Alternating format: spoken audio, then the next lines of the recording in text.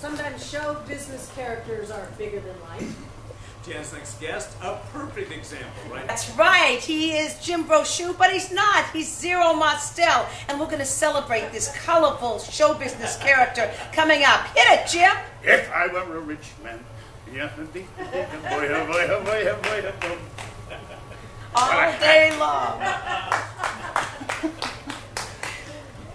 You didn't see what I was doing behind No, you. I'm sure it was terrible. Oh, really? Good. Good. Hello? Hello? It's good to be here, Ma, Pa. I'm here to settle the Musharraf. Thank you. Yeah, do that thing. Yeah, Over that there, the Musharraf High thing. Court, yes. I'm Jan Wahl. Good morning. From the forum to the front to the producers, Zero Mostel was one of those great characters, and his drama behind the camera and behind the scenes was just as provocative and interesting as what he brought to us on camera. And somebody who does a one-man show of Zero Mostel is here right now from Ethel Merman to Zero Mostel.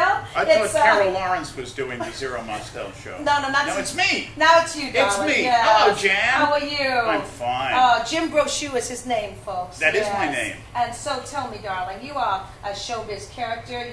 You love them all. I'm larger than life, aren't I? Yeah, I know. But how big is life? We're both working on it. But tell me, why you picked Zero Mostel to celebrate? Because since the time I was in high school, in fact, I just found my old high school yearbook, and you know how they put a blurb next to your picture? Yeah. And my high school was LaSalle. And there was the blurb, Jim Brochu, known as the Zero Mostel of LaSalle. And then I became a professional actor, and the very first review I ever got in New York said, and Jim Brochu should do the Zero Mostel story. This is 1970.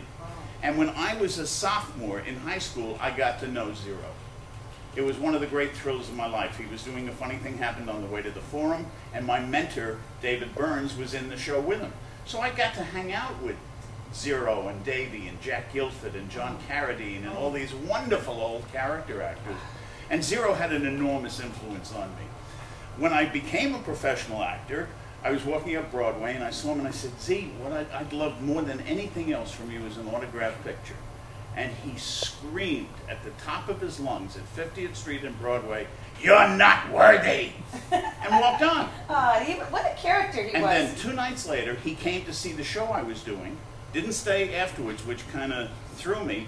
But the next day I got to my dressing room, there was an envelope, and I took out a picture, and it was to Jimmy with my admiration, Zero Mostel. So this show is for my admiration of Zero. And it's a one-man show, folks, and we'll tell you how you can get tickets Which you to it. saw. I already saw the Zero Hour, Yes, and it is you did. something that a lot of people, there's so many things people don't know about Zero. Yeah. First of all, we think of the producers, okay? We That's think of the right. show, the producers. The Which is movie. what he is most known for, I think. I think so, too, and it's become a cult favorite. Absolutely. But people don't realize the political problems he had with getting roles once he was blacklisted. That's Explain right. a little bit about Well, you know, back in the late 40s and the mid-50s, the House Un-American Activities Committee started these investigations about communists in the show business field. Right. And one of the great terrors of all this was people naming other people's names.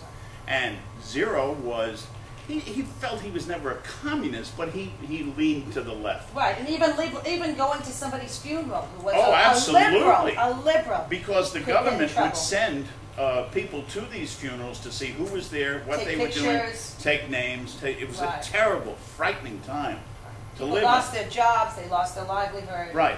And when Zero was called, his greatest fear was, would he turn into a stool pigeon? Would he name names of his friends? And they asked him, and he would not do it.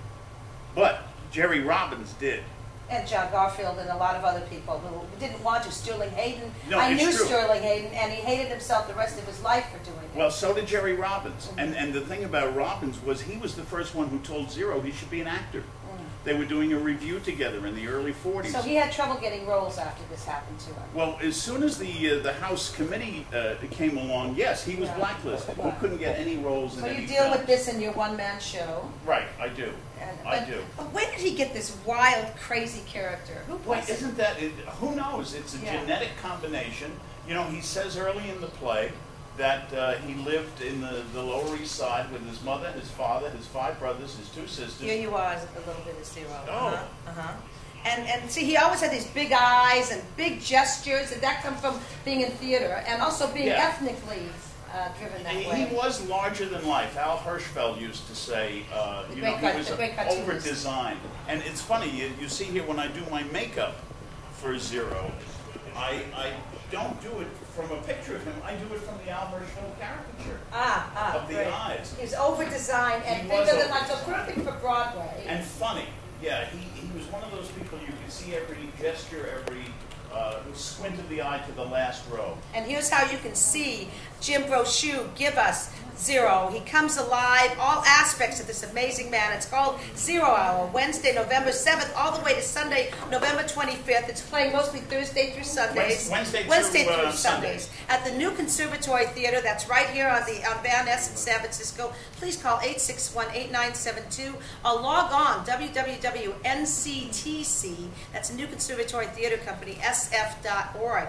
And I'm telling you folks, it's a great show. Now, these are some of my favorite Jim Zero pictures, including the front about the blacklist that Zero's in. That's right. Breaks your heart, based on true stories. That's right. Of course. And Rhinoceros, which was part of the AFI, it's a wonderful performance. And where he reunites with Jan Wahl. That's right. It's Ian Esco's Rhinoceros. A funny thing happened on the way to the forum. Journey into Fear. That's and an old one. It's an old one. And the Hot Rock. With Robert Redford. Right.